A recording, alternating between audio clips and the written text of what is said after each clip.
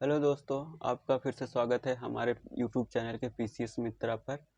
जैसा कि हमने पिछली वीडियो में देखा था 1833 का चार्टर एक्ट, आज हम उसी के आगे 1853 का चार्टर एक्ट देखेंगे और इसमें देखेंगे कि कंपनी के लिए ब्रिटिश सरकार द्वारा कौन कौन से और प्रावधान किए गए थे। तो जैसा कि हमने 1833 के चार्टर एक्ट में देखा था कि कंपनी का जो चाय और चीन के साथ एकाधिकार था, उसको ब्रिटिश सरकार ने समाप्त कर दिया था और भारतीय प्रदेशों तथा राजस्व पर उसके अधिकार को अगले 20 वर्षों तक और बढ़ा दिया गया।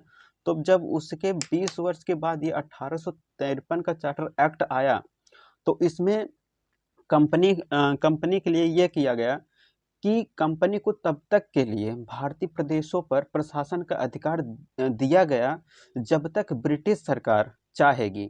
मतलब जैसे ही ब्रिटिश सरकार चाह लेगी कि कंपनी का शासन को समाप्त कर दिया जाए, तो वह तुरंत विधि बनाकर उसके कंपनी का जो प्रशासन था उसको समाप्त कर देगी।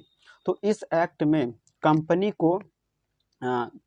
को प्रशासन का अधिकार तब तलक बना रहा जब तलक ब्रिटिश सरकार चाहे। मतलब जब तलक ब्रिटिश सरकार चाहती है तब तलक कंपनी का प्रशासन का अधिकार भारतीय प्रदेशों और उसके राजस्व पर बना रहेगा। जैसे ही ब्रिटिश सरकार या ब्रिटिश संसद एक कानून बना के पारित कर देगी, कंपनी का जो अधिकार था उसे पूरी तरह से समाप्त कर दिया जाएगा। फिर हमने देखा कि जो डायरेक्टर थे उनकी संख्या 24 थी।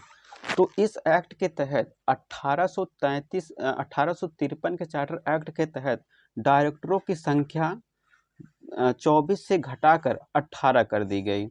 जो मतलब 24 थे उन्हें घटाकर 18 कर दिए गए। ये जो ये जो 18 अधिकारी थे, इनमें से जो 6 अधिकारियों का जो मतलब 6 सदस्य, जो 18 सदस्य थे, इनके 18 सदस्य में से 6 सदस्यों की जो नियुक्ति थी वह सम्राट द्वारा मनोनीत की जाती थी। मतलब जो 24 से घटाकर 18 किए गए थे, ये 18 सदस्यों में से 6 सदस्यों की जो नियुक्ति थी वह सम्राट द्वारा मनोनीत किए जाते थे।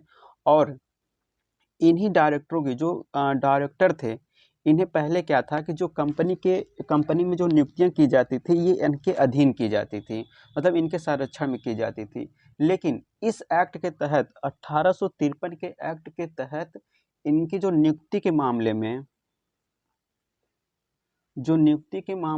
मामले के संरक्षण थे, उनको क्या जो संरक्षण थे उनको क्या कर दिया गया, समाप्त कर दिया गया।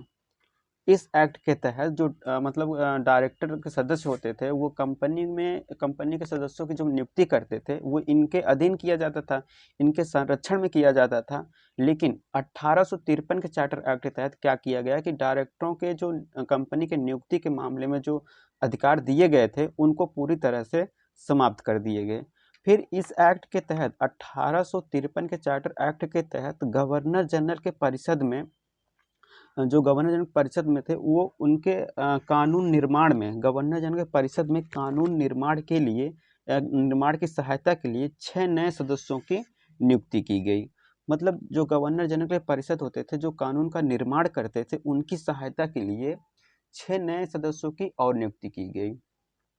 फिर इस 1853 के चार्टर एक्ट के तहत बंगाल के लिए एक पृथक लेफ्टिनेंट गवर्नर जनरल की नियुक्ति की गई। मतलब बंगाल के लिए एक अलग से गवर्नर की नियुक्ति, मतलब बंगाल के लिए एक अलग गवर्नर की नियुक्ति की गई। फिर हमने इस 1853 के चार्टर एक्ट के द्वारा देखा जाए तो जो भारतीयों के लिए सिविल सेवा खोल दिया गया। मतलब पहले जो था वो भारतीय जो थे सिविल सेवा में भाग नहीं ले पाते थे, लेकिन 1853 के चार्टर एक्ट के तहत परीक्षा में बैठ सकते थे, वो भी इसकी परीक्षा उत्तीर्ण कर सकते थे।